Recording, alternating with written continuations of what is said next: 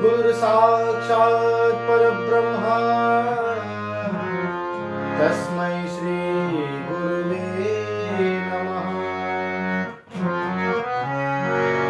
गंगातरंगरमणि जटाकलापं गौरी निरंतर विभूषित वामभागम् नारायण प्रियमनंगमदापहारम् वाराणसीपुरपतिं भज विश्वनाथम्।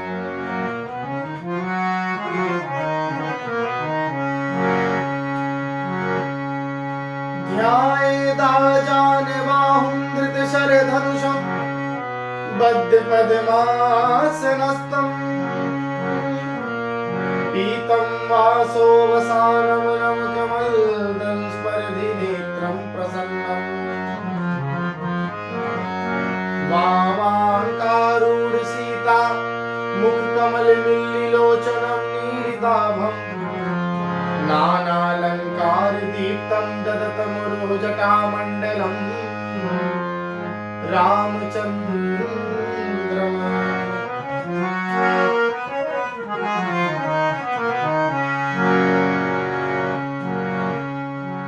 सच्चिदानन्द रूपाय विश्वोत्पत्त्यादि हेतवे तापत्रये विनाशाय श्रीकृष्णाय वयं नमः।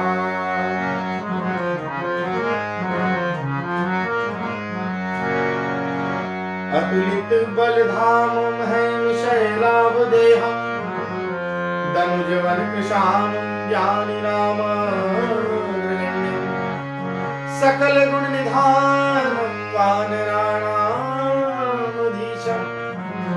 रघुपति प्रिय भक्तं वातजातं नमामि। या देवी सर्वभूतेषु शक्तिरूपेण संस्थिता नमस्तस्यै नमस्तस्यै नमस्तस्यै नमो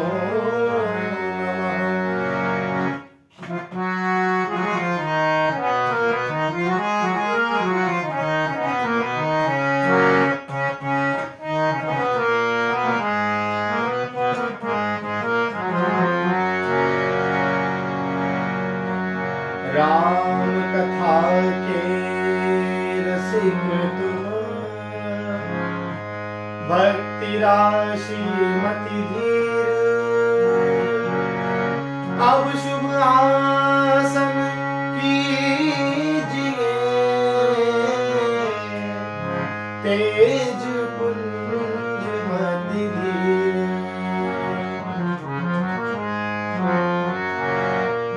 रामायण तुलसी कृत कथा करहूं विस्तार शुचि सुंदर आसन सुभग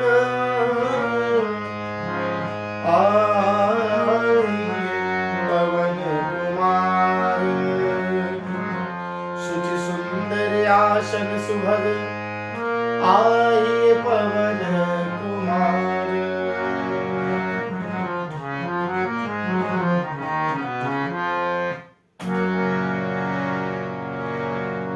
बोले सियावर रामचंद्र भगवान की जय, पवन सुत हनुमान की जय, उमापति महादेव की जय। जय श्री राम।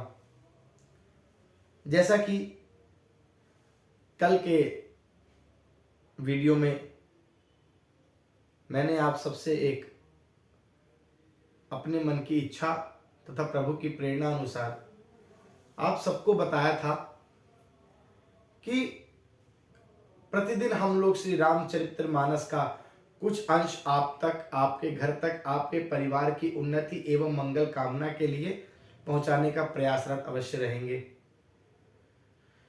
मैं पहली बार इस सोशल मीडिया से जुड़ रहा हूँ, शायद प्रभु की प्रेरणा थी इसलिए जुड़ रहा हूँ, तो थोड़ा सा इस वीडियो में विलंब जरूर हुआ, कुछ तकनीकी खराबियों की वजह से, जिसके बारे में अभी मैं अज्ञान था।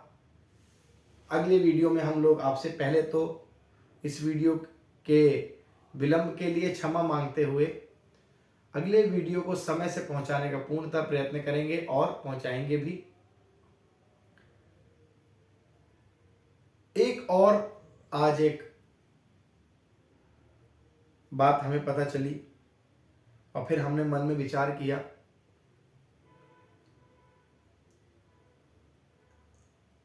श्री रामचरितमानस जन जन तक भगवान श्री राम के चरित्रों को, उनकी मर्यादाओं को, उनके आचरणों को पहुंचाने वाला केवल ये ग्रंथ नहीं, जैसा कि मैंने आपको बताया था कि ये एक हमारी संस्कृति है जिसे हमें पालन करना चाहिए, जिसके पालन से हमारी न सिर्फ संस्कृति एवं हमारा धर्म भी मजबूत होगा तथा हमारा जीवन भी एक आदर्शवान जीवन बनेगा, लोगों के लिए उदाहरण वाला जीवन बनेगा। रामचरितमानस को हम प्रारंभ करें उससे पूर्व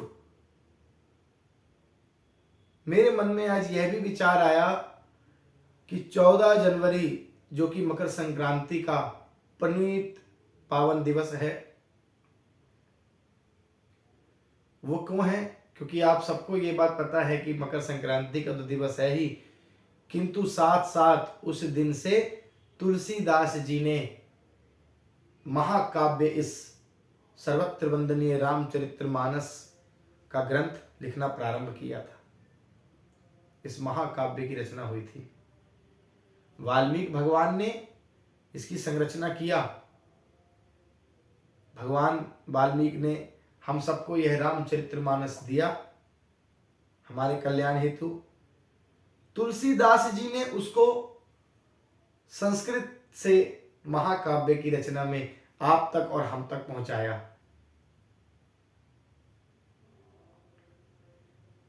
तो भगवान वाल्मीकि एवं गोस्वामी तुलसीदास जी के चरणों में बारंबार नमन करते हुए हमने यह भी आज निश्चय किया कि हम उसी दिन से ही रामायण का प्रारंभ करेंगे। चौपाइयाँ, दोहे, जो रामायण का मुख्यतः प्रारंभ है वहीं उसी दिन से होगा। किंतु आज और जो हमारे कुछ शेष दिन बचे हैं मकर संक्रांति को, उस दिवस से हम लोग क्या करेंगे? मात्र हम लोग मंगलाचरण के श्लोक भगवान तुलसीदास जी ने रामायण प्रारंभ करने से पूर्व किस किस प्रकार किनको स्मरण किया, अपने मन में किनका आश्रय लिया, उनका भी हम लोग वंदन करेंगे और आपसे उनकी भी जानकारी साझा करेंगे कि सर्वप्रथम किस प्रकार गोस्वामी तुलसीदास जी ने मंगलाचरण किया। रामायण का प्रथम सोपान जिसे कहा गया है, उसे कहा गया है बालकांड, जिसमें प्रभु की बाल लीलाओं का वर्णन है, प्रभु के जन्म का कारण है। भगवान शिव और माता पार्वती का विवाह है, भगवान का माता सती से बिछोह भी है और किन कारणों से बिछोह हुआ वह भी इसमें वर्णित है।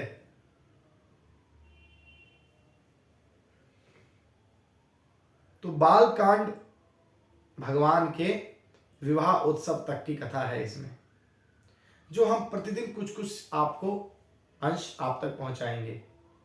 लेकिन कथा पूर्णतः तब प्रारंभ होगी 14 जनवरी से। लेकिन तब तक हम कुछ ना कुछ, जैसे हमारा सर्वप्रथम मंगलाचरण है, मंगलाचरण आप तक पहुंचाएंगे संपूर्ण। तत्पश्चात गोस्वामी तुलसीदास जी ने किनका किनका स्मरण किया, किनका किनके चरणों की वंदना किया, किनका किनका आश्रय अपने मन में धारण करके यह कथा को इतना विशाल रूप दिया और लेखन प्रारंभ किया। वह दिन भी वही था, मकर संक्रांति का। तो हम मकर संक्रांति तक जो भी दिवस हमारे शेष हैं, हम मंगलाचरण एवं रामायण से जुड़ी ही जो प्रभु गोस्वामी तुलसीदास जी ने वर्णन किया है, उनका हम लोग जानकारी आप तक पहुंचाएंगे, उनका ज्ञान आप तक पहुंचाएंगे। आइए भगवान श्री गणेश का नाम लेकर तथा भगवान श्री राम एवं माता जानकी के चरणों का स्मरण करके भगवान भोलेनाथ एवं श्री बालाजी महाराज के आश्रय में रहकर आज इस कथा का प्रारंभ करते हैं।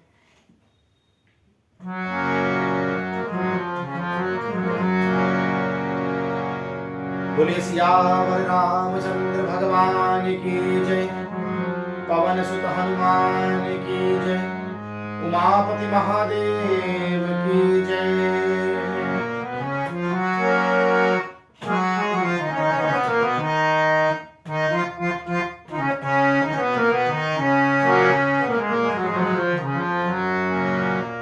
श्री गणेशाय नमः। श्री जानकी वल्लभो विजयते, श्री रामचरितमानस प्रथम सोपान बालकांड। बालकांड का प्रथम श्लोक, जिसे हम मंगलाचरण भी कहते हैं, गोस्वामी तुलसीदास जी ने सर्वप्रथम क्या स्मरण किया, किनको स्मरण किया?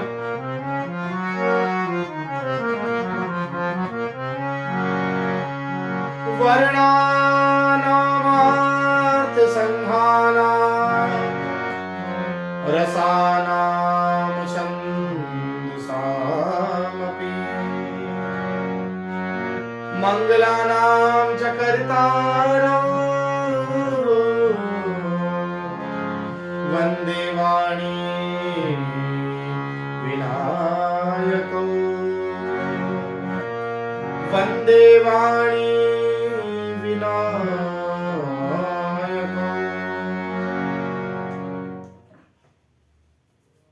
वर्णानामार्थ संघानाम रसानाम छंदसामपि मंगला नाम च कर्तारौ वंदे वाणी विनायकौ। अक्षरों से, वर्ण मतलब हो गए अक्षर, अक्षरों से अर्थ, अक्षरों का जब छोटे छोटे वर्णों का एक, तीन या चार जोड़ा तो एक शब्द बना, उसका कुछ अर्थ होता है। उन अर्थों के समूह, उन सभी अर्थों के समूह से एक वाक्य बनता है। वाक्य से जब वाक्यों का समूह बना तो छंद की रचना होती है, और उस छंद में, उस वाक्य में जो रस होता है,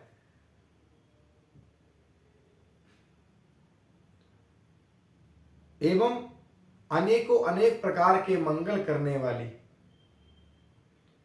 सर्वप्रथम गोस्वामी तुलसीदास जी ने मां सरस्वती माता को प्रणाम किया। मां सरस्वती माता, वंदे वाणी विनायको, मां वाणी को प्रणाम किया। अच्छा, तो ये सब उन्हीं की महिमा है ना। हम अपने इस जिव्या से प्रभु श्री राम नाम का नाम ले रहे हैं, जो जगत के तारनहार हैं, अपने जीवन को कल्याण करने के लिए राम राम का सुमिरन कर रहे हैं, यह पढ़ पा रहे हैं, इतने महाकाव्य ग्रंथ को अपने जिव्या में हम लोग बोल रहे हैं। ये सब मां वाणी के लिए हमें बारंबार उनको प्रणाम करना चाहिए। तत्पश्चात उन्होंने भगवान श्री गणेश को भी प्रणाम किया। अब दर्शकों के, जो आप सभी लोग हैं, आपके मन में ये भी प्रश्न आएगा कि भैया गणेश जी तो प्रथम पूज्य हैं, तो मां वाणी को पहले प्रणाम क्यों किया? प्रथम पूज्य तो गणेश जी हैं। वो इसीलिए किया क्योंकि भगवान तुलसीदास जी कहते हैं कि अरे गणेश जी प्रथम पूज्य हैं, बिल्कुल सत्य है, किंतु यह ज्ञान देने वाली, इस प्रकार की मति हमें देने वाली वह माँ वाणी ही है। इसलिए सर्वप्रथम उनको प्रणाम। माता पिता को बच्चा तब पहचान पाता है जब तब तक उसके बुद्धि नहीं आती। जन्म से अपने माता पिता को बच्चा नहीं पहचान पाता। जैसे जैसे उसका ज्ञान वर्धन होता है तो माता पिता को पहचानने वाला भी, उनको ज्ञान देने वाली भी माँ वाणी ही, माँ सरस्वती हैं। तो सर्वप्रथम वंदे वाणी विनायको, इसीलिए उन्होंने कहा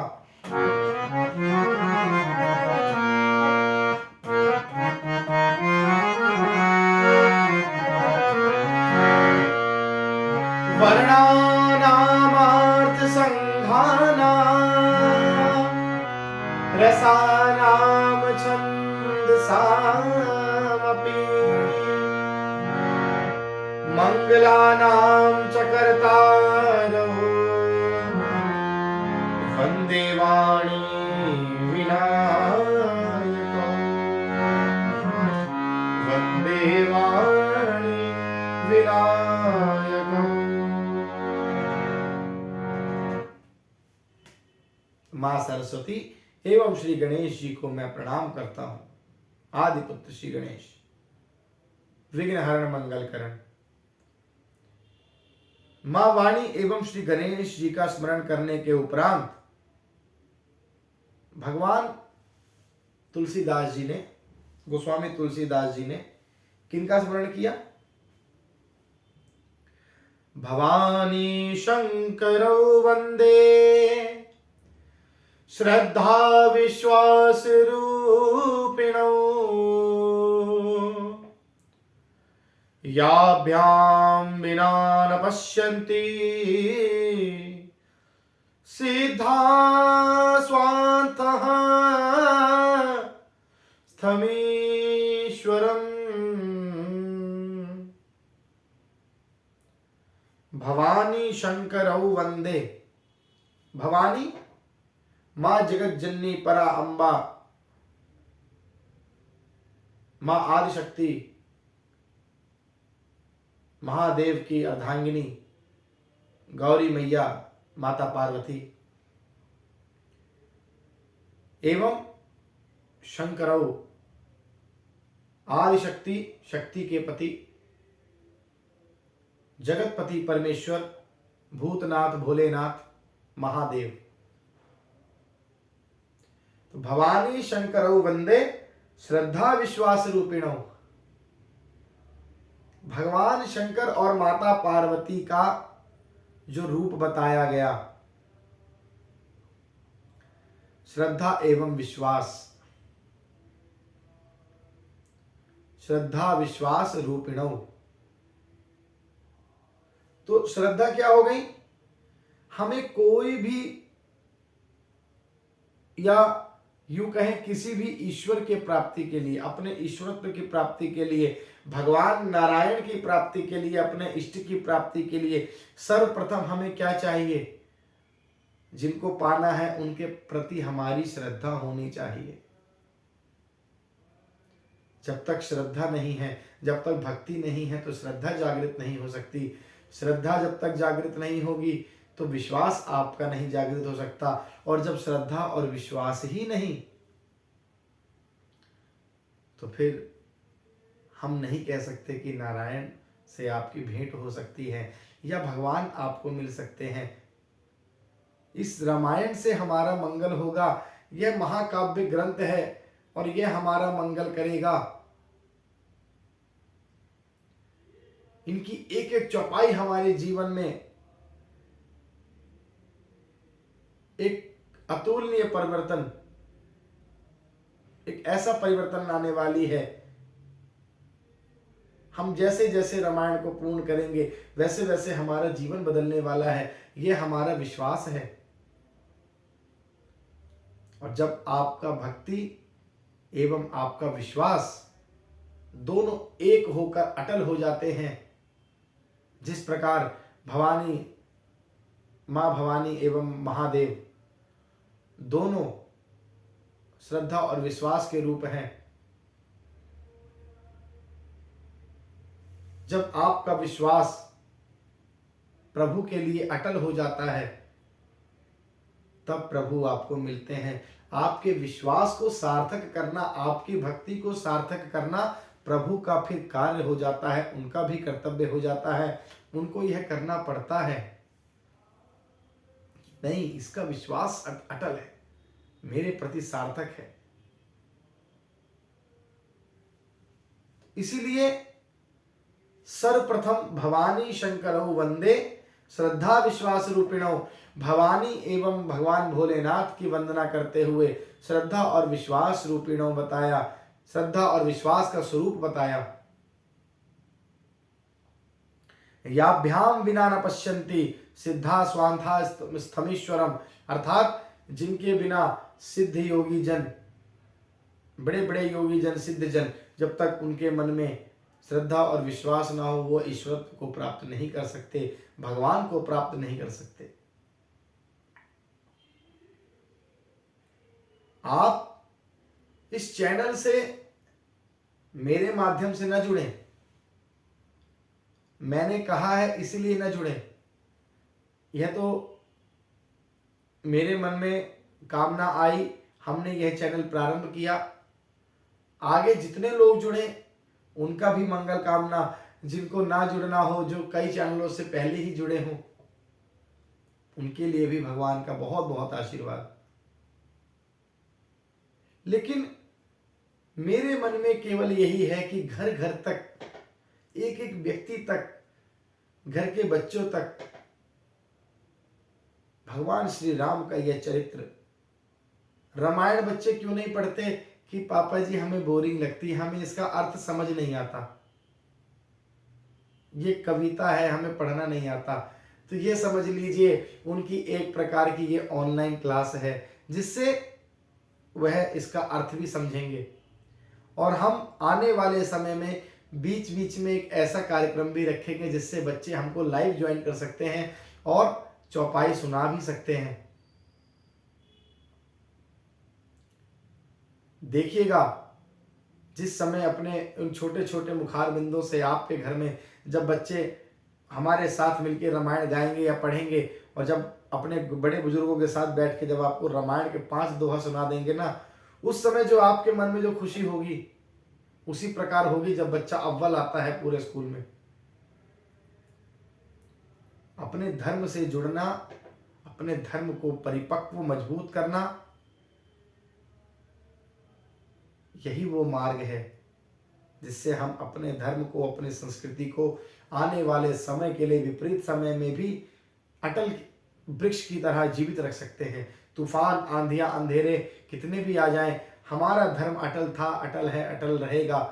सत्य सनातन धर्म इसका नाम है। सत्य था, सत्य है, सत्य ही रहेगा। जन जन की कल्याण की कामना, विश्व का कल्याण हो की जब कामना बच्चों के अंदर जागृत हो जाएगी तो आप देखिए बड़े बड़े डॉक्टर, इंजीनियर चाहे आपके बच्चे बन जाएं, किंतु वह भावना से वो जिएंगे। उन बच्चों के अंदर वह भावना होगी कि हमारा कर्तव्य इस उम्र में अपने वरिष्ठों के साथ क्या है, हमारे बराबर वालों के साथ हमारा कर्तव्य क्या है, और हमसे छोटों के साथ हमारा क्या कर्तव्य है। उनके अंदर ये सब भावनाएं जागृत हो जाएंगी। किंतु उसके लिए अपने उस श्रद्धा और अपने उस विश्वास के साथ हमें इनको जोड़ना है, हमें जुड़ना है, और इस रामायण के एक एक श्लोक, एक एक अर्थ को, रामचरितमानस की परम पावन मंदाकिनी को, इस ज्ञान गंगा को अपने घर में प्रवाहित होने देना है।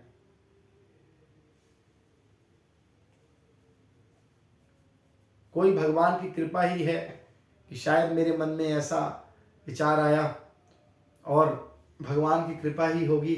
जहां जहां तक ये पहुंचेंगे प्रभु की इच्छा। तो भवानी शंकरौ वंदे श्रद्धा विश्वास रूपिणौ, याभ्याम बिना न पश्यन्ति सिद्धा स्वांथा स्थमीश्वरम। भवानी शंकरौ वंदे अर्थात भवानी एवं भगवान भोलेनाथ को श्रद्धा विश्वास का स्वरूप बताया गया, उनकी वंदना किया, जिनके बिना सिद्ध योगी जन भी पुरुषत्व को एवं ईश्वरत्व को प्राप्त नहीं कर सकते, ईश्वर से नहीं मिल सकते, भगवान को प्राप्त नहीं कर सकते। तत्पश्चात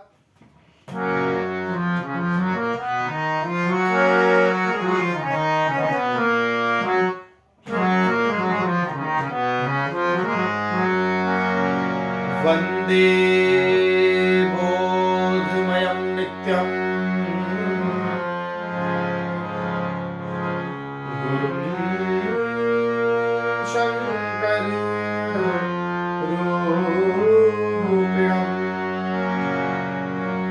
यमाश्रितो हि वक्रोऽपि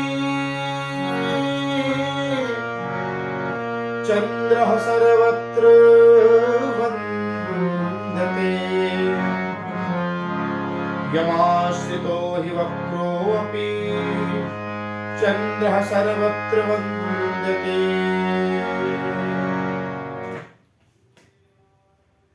वंदे बोधमयं नित्यं गुरुं शंकर रूपिणम।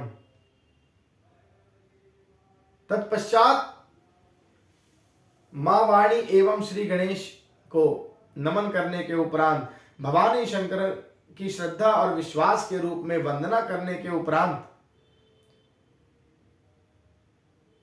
गोस्वामी तुलसीदास लिखते हैं, वंदे बोधमयं नित्यम गुरु शंकर रूपिणम।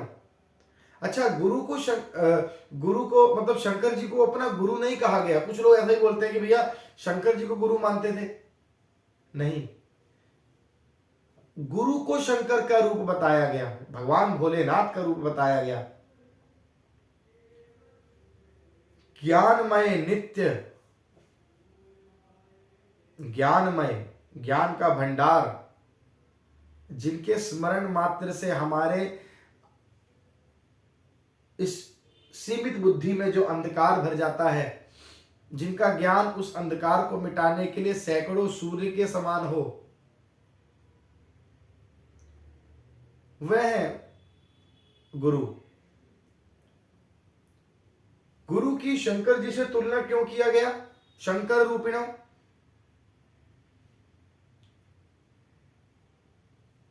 जिस प्रकार इन्होंने बताया, यमाश्रितो हि वक्रो अपि चंद्रः सर्वत्र वंदते, जिनके आश्रय में आके, जिस प्रकार भोलेनाथ के आश्रय में टेढ़ा चंद्रमा, कलंकित चंद्रमा भी जगत के लिए वंदनीय बन गया, जगत के लिए पूजनीय बन गए, उसी प्रकार गुरु भी अपने शिष्यों पर इसी प्रकार कृपा करते हैं कि लाख बुराई के साथ भी गुरु उन्हें अपनाते हैं, उनकी बुराई का हनन करके उनको जगत के लिए एक अलौकिक बना देते हैं, आदर्शमय बना देते हैं, शिष्यों का जीवन प्रफुल्लित कर देते हैं। वह कार्य है गुरु का। अच्छा, गुरु कोई मनुष्य नहीं है। टीचर, गुरु, हम जो बोलते हैं, गुरु एक अपने आप में शक्ति है। गुरु मैं या आप या कोई भी हो सकता है, लेकिन वो शरीर गुरु नहीं है। आपने जिसको गुरु बना लिया, वह गुरु का जो मंत्र है, आपने जिसको गुरु बना लिया, वह गुरु जो नाम की शक्ति आपके अंदर आ गई, गुरु ने जो आपको मंत्र दे दिया, वह शक्ति है। गुरु एक तेज पुंज है, ज्ञान का प्रकाश का पुंज है। आपके सम्मुख कोई शरीर नहीं बैठा। शरीर तो नश्वर है, शरीर तो समाप्त हो जाएगा। शिष्य का भी जो शरीर है, वो शिष्य का शरीर भी समाप्त होता है, गुरु का शरीर भी समाप्त होता है, किंतु जो गुरु है, गुरु का और शिष्य का संबंध इस लोक से परे, इस जीवन के बाद भी बना रहता है। प्रभु के सम्मुख गुरु ही आके आपके प्रति खड़े होकर गवाही देते हैं कि नहीं, ये मेरा शिष्य है, इसमें कभी कोई त्रुटि नहीं हो सकती, इसके सारे अच्छे गुणों के एवं दुर्गुण इसने कभी कोई करे नहीं, दुर्गुण मैंने इसके दूर करे, इसने मेरी हमेशा आज्ञा का पालन किया, मैं जिम्मेदारी लेता हूं इसकी। प्रभु के सम्मुख गवाही देने वाले वो प्रकाश के पुंज। एक गाड़ी हम लोग खरीदते हैं, नई गाड़ी है, परिवार ने बहुत अच्छा सोचा कि चलो कहीं घूमकर आते हैं, पहाड़ों में चलते हैं, कहीं हिल स्टेशन चलते हैं। तो क्या नई गाड़ी आप उसको पकड़ा देंगे, भैया कोई भी चला लो, जा तो पहाड़ों पे रहे? जी नहीं। गाड़ी नई हो या पुरानी, पहली बात तो गाड़ी वही चलाता है, चाहे कितना भी दूर जाना हो, आपको आपके गंतव्य तक वही पहुंचाता है जिसको वो ड्राइव करनी आती होगी, जिसको गाड़ी चलाने का पूरा अनुभव होगा, गाड़ी वही चलाएगा। इसीलिए उस पर ही आप केवल भरोसा करके अपने परिवार के समेत उस गाड़ी में बैठते हैं। आपको यह भरोसा है कि यह गाड़ी अब इधर उधर नहीं टकराएगी, इसके कंट्रोल में रहेगी। ये गाड़ी, अब कोई गाड़ी हम तक अगर आएगी, गलत भी चलाएगा तो ये हमारी रक्षा करेगा। पहाड़ों पर जाना हो, हर प्रकार से हमारी रक्षा यही बंदा करेगा जो गाड़ी चला रहा है। भाई हमने इस पे सब छोड़ रखा है, क्योंकि हमें पता है ये अनुभवी ड्राइवर है। ड्राइवर कोई शरीर थोड़ी है, अगर शरीर भर ड्राइवर होता तो भैया वही एक शरीर ड्राइवर है, और तो फिर कोई ड्राइवर ही नहीं बचा। 5, 10, 15, 20 ड्राइवर बचते, शरीर को ही ड्राइवर मिलना होता तो शरीर बनने के बाद ड्राइवर की गिनती खत्म हो जाती। ड्राइवर एक उपाधि है। ड्राइवर अर्थात जो आपके गाड़ी को ड्राइव करे, जो आपको गंतव्य तक पहुंचाए, वो कोई भी हो सकता है, आपके परिवार में से हो सकता है, किसी और परिवार में से भी हो सकता है, कोई भी हो सकता है, लेकिन उस सीट का नाम, जो उस सीट पर बैठेगा बैठेगा ड्राइवर ही। ये नहीं कि कोई भी उठ के बैठ जाए, 10 साल का बच्चा भी ड्राइवर बन जाए। तो उसी प्रकार गुरु एक उपाधि है, शब्द है। गुरु कोई भी नहीं बन जाता। और ऐसे ही नहीं कि हम किसी को भी अपने जीवन का भार सौंप दें। हमारे हृदय से, एक मन से जब हमारे अंदर से आवाज आती है कि नहीं, यही हमारे गुरु हैं, हमारे जीवन में कल्याण केवल इन्हीं के द्वारा हो सकता है, हमारे जीवन को असली गंतव्य तक पहुंचाने का कार्य केवल यही कर सकते हैं और कोई नहीं कर सकता, वो है गुरु हमारे।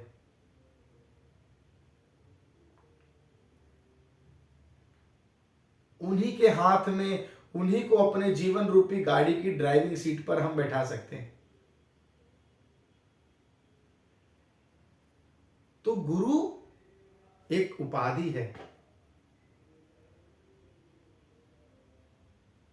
तो गुरु की तुलना किससे करी गई? भगवान शंकर जी के रूप से की गई। गुरुम शंकर रूपिणम यमाश्रितो ही वक्रो अपि। अच्छा, उनमें खासियत क्या है? शंकर जी से ही क्यों करी गई भाई?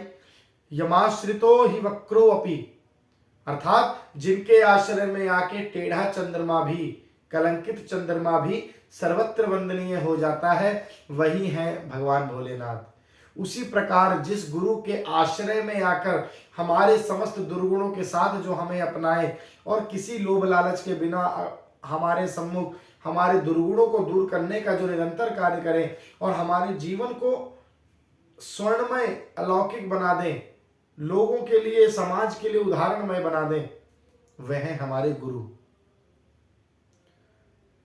शिष्य चाहे जैसा भी हो उसको अपनाएं और उसके दुर्गुणों के साथ अपनाएं, उसके दुर्गुणों को दूर करके जगत के लिए वंदनीय बना दें।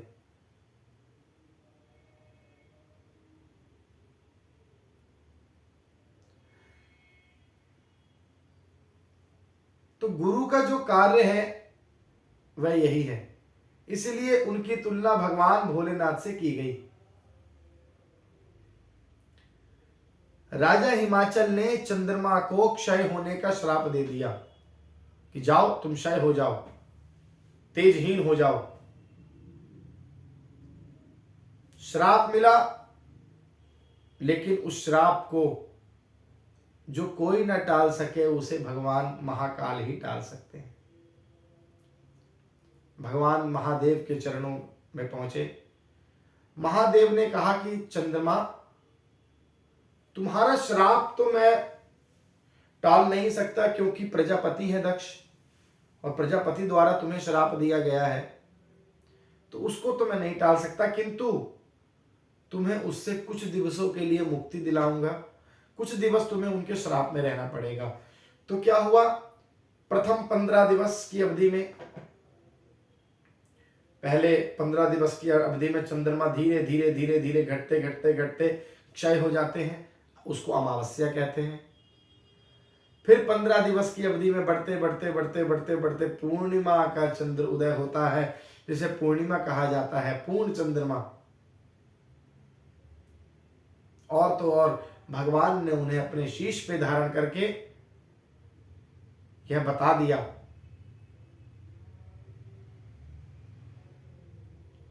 और उनको उनका उचित स्थान दिलाया, जगत के लिए वंदनीय बनाया। तत्पश्चात अच्छा, महादेव से भी किसी ने पूछा कि प्रभु एक बात बताइए, आप जो है ये सब चंद्रमा को आपने क्यों धारण किया? धारण करने के लिए आपके पास नाग थे, आपने कर लिया। भस्म आप धारण करते हैं, रुद्राक्ष आप धारण करते हैं, चंद्रमा भी आपने शीश पे धारण कर लिया, गंगा जी तो है ही। कहते हैं भैया देखो ऐसा है, भगवान भोलेनाथ का कहना है कि जो प्रभु से जुड़ा है, आपने ठीक कहा कि इसमें लाख बुराई है, ये टेढ़े हैं, वक्री चंद्रमा है, वक्रो अपि यमाश्रितो ही वक्रो अपि, अर्थात टेढ़े चंद्रमा है। ये कलंकित चंद्रमा हो तब भी मेरे शीश पर विराजमान ये होने लायक है। क्यों? क्योंकि भगवान ने इनका नाम अपने नाम के साथ जोड़ा है। कह रहे कब जोड़ लिया भैया? कह रहे देखो, आप देखो, देखिए, रामचंद्र, कृष्णचंद्र, तो जो मेरे प्रभु से जुड़ा हुआ है, जिन्होंने जो उनके नाम से जुड़ा है, वो तो मेरे शीश पर ही धारण होगा, उसको तो मैं सर्वत्र अपने शीश पर ही धारण करता हूं। इसीलिए गुरु का भी यही कर्तव्य होता है। गुरु भी आपके दुर्गुणों के साथ, गुरु कुम्हार शिष्य कुंभ है, गड़ी गड़ी काढ़े खोट, अंदर हाथ सहाय दे, बाहर बाहे चोट। गुरु आपको आपके दुर्गुणों के साथ अपनाते हैं और आपके दुर्गुणों को दूर करके आपको जगत के लिए वंदनीय ही बनाते हैं। इसलिए तुलसीदास जी ने गुरु की तुलना भगवान भोलेनाथ से की और अपने गुरु का भी स्मरण किया। तुलसीदास जी के गुरु कौन है?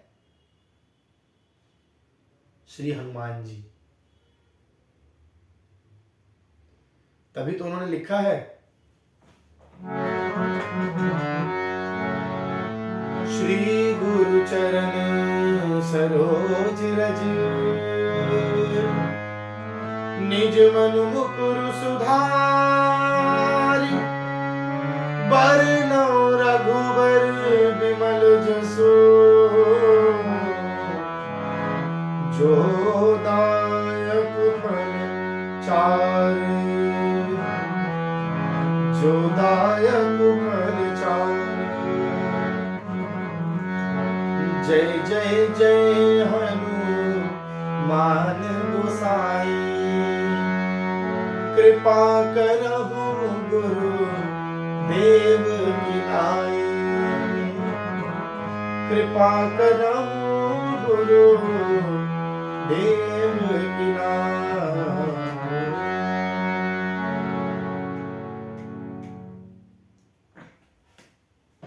इसीलिए किया।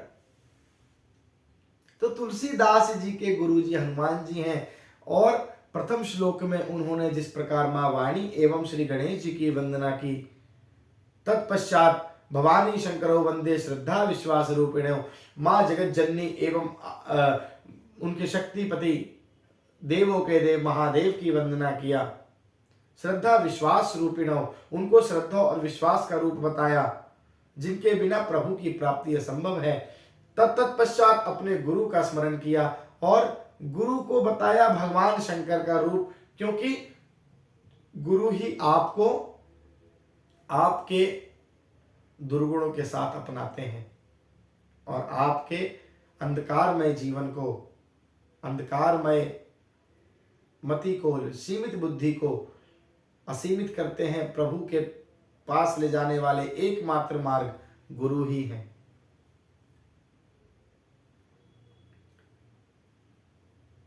आज के लिए इस ज्ञान गंगा को हम यही प्रणाम करते हुए कल तक के लिए रोकते हैं। कल पुनः प्रारंभ होगा मंगलाचरण से। मंगलाचरण में ही हमें ये कुछ 5-7 दिन जो हमारे शेष रह गए हैं मकर संक्रांति को, उसमें हमें निकालना है।